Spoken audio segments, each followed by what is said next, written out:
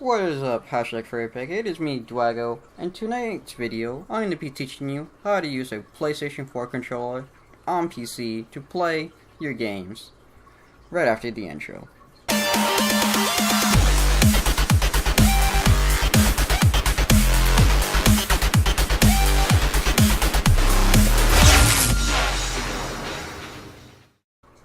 Alright, welcome back after the intro, everybody. So, you want to learn how to go ahead and use a PlayStation 4 controller to play games, right? Well, this is a good video for you. So, obviously, when you go into Chrome, you want to hit the subscribe button that's normally over here on my channel, and also the bell notification, and that'll definitely help me out, so thank you for that. Other than that, in the description, there's going to be a link to DS4Windows, which is this website right here, and all you want to go ahead and do is hit the big old download now button. You're going to be transported to the download section of the site, and you're going to hit ds4windows.zip, and it's going to download, and then you could go ahead and get rid of the site or just minimize it, and then you're going to be brought to where you downloaded it. So I have my folder opened up with DS4Windows, but if I go just to like the standard downloads folder, which I'm already at, DS4Windows is right here. So normally what you wanted to go ahead and do is right click and open a new folder and just drag DS4Windows in there, get into the new folder, and you want to extract here, and then in a second it literally just extracts, and there you go.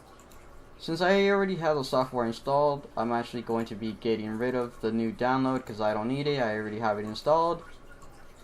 But other than that, oh yeah, by the way, as you can see, when I actually open my main folder, because obviously I already have it installed, of course, I have all these bunch of files and stuff like that. Yours will look like this, but after you start using the application, and all these files get auto-generated when you start using the application. But what is it? Don't worry. Before we actually show you or get started on how to use the application, I want to go ahead and open up Battlefield 5, which is right here.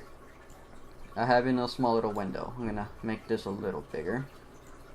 There you go, just a teeny bit more bigger. Alright, sweet. So we got Battlefield 5 here, right? If I go ahead and hit resume so I can play my game, obviously we're playing on the PC, right? You know, I'm running around. See, it says hit E to activate. You know, I can go ahead and shoot, reload just fine, explore, and play with a PC just fine. But obviously I want to play with a controller. So one thing about PC is most games that have controller support are natively supported right out of the box with Xbox controllers, like 360 or Xbox One. So if I connect an Xbox controller right now, what is it? There we go. I had to use my PC first and to select the window. Alright, so now I'm playing with an Xbox controller. So I connected the Xbox controller. See, as you can tell, I'll shake it around. I'm able to go ahead and move around and play. It even shows Xbox control inputs, like X. So, there we go. Able to go ahead and easily reload and shoot and all that kind of stuff. And obviously, if I disconnect it, I mean, I can't play with an Xbox control anymore because I disconnected it. But, you know, that's really nice and cool. However, I want to play. Oh wait, I should have not minimized it because I need it for the PS4 control. So obviously, if I want to play with my PS4 controller, so let me go ahead and hit resume real quick. I'm gonna connect that controller right now. Let's do that. Connect my PS4 control, and well, shake it around, hit buttons, doesn't work. I can't play with it. Yeah, it sucks, right? It sucks. You can't play with your PS4 control. But that's what this whole video is all about. So, since we can't play with a controller, this is why you gotta go ahead and do this. So I'm gonna unplug my control real quick. Right? And we're gonna go ahead and launch DS4Windows. Now, if you're brand new launching it, let me make sure it's fully closed. Okay, good. All you're going to do is just go ahead and hit this one, launch application, and then what I would advise you to do is right click on it and just create a shortcut so you can have it at your desktop. And that's how I have mine on my desktop. But obviously you're just going to go to application and launch it, and there you go. Now, if you're brand new, first time installing it, obviously you probably must be because you're watching the tutorial how to play with your PS4 control. You're going to get a pop-up that looks like sick. There we go. Welcome to DS4Windows, and it's going to tell you to install the VIGM bus driver, which you just click it and install it. Then it's going to ask you to install the Windows 7 Xbox 360 driver. You just click that and it installs. Unless you had a Xbox 360 or Xbox One controller connected to your PC before, then the driver probably already auto-installed. So, yeah. There you go. Or sometimes you don't even have to click this to install it, because when you connect your PS4 control, it'll auto-install it just randomly for some reason. But other than that, once you're done, that's all you really gotta do. You don't have to actually mess with your profiles or anything like that at all, or anything here. All you really have to do is just like actually install the main driver, the M-Bus driver, and the Xbox 360 driver. And then when you go ahead and take your USB cable and connect it to your PS4 controller, you're gonna go ahead and just give it a couple seconds. There we go. Now it shows that it popped up. You know, my controller ID is right here. You know, it's only delaying it by 4 milliseconds. That's actually not bad at all. 4 milliseconds, that's basically nothing at all. I mean, your own monitor, to actually see your video output of your game is probably delayed by 4 milliseconds. Most monitors are. So, I mean, if your controller is too, hey, who cares? And I'm pretty sure that even the Xbox natively has like a 4 millisecond delay anyways.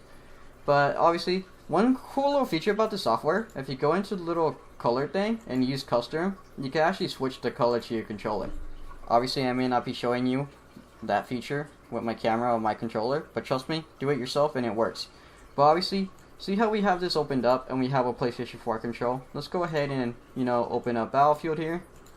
Let's hit resume, and look at this.